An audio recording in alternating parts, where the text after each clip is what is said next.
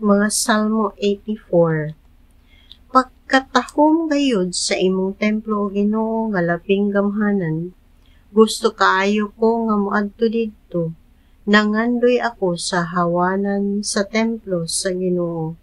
Nag-awit sa kalipay ang tibuok kong kalag alang sa buhing Dios.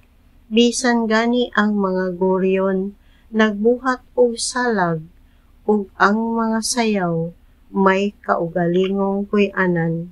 Gibutang nila ang ilang mga piso duol sa imong mga halaran.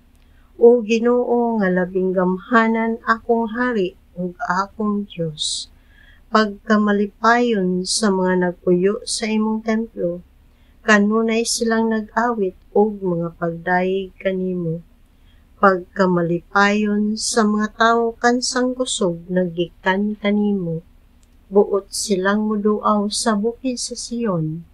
Sa paglatas nila sa nag-ugang walog sa baka, nahimo kining dapit sa mga tubod ug nalukop kini og mga limaw sa unang ulan. Sa ilang pagpadayon, nakadugang ang ilang kusog ug nakita nila sa Sion ang Dios sa mga Dios. Pamatia in taon ang akong pag-ampo o Ginoo, Dios nga labing gamhanan. Patalinghugi ako o Dios ni ako.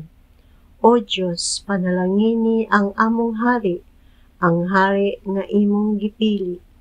Ang usa ka adlaw diha sa imong templo mas maayo pa kay sa usa ka libo ka adlaw didto sa laing dapit. Ug palabihon ko ang pagbarog diha sa ganghaan sa balay sa akong Dios kay sa pagpuyo sa mga balay sa mga daotan. Ang Ginoo mao ang among manlalaban ug mahimayaong hari. Nanalangin siya kanamo uban sa kaluoy ug dungog.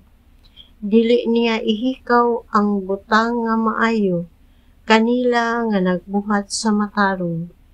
Pagkamalipayon ni adtong nagsalig kanimo o Ginoo nga labing gamhanan.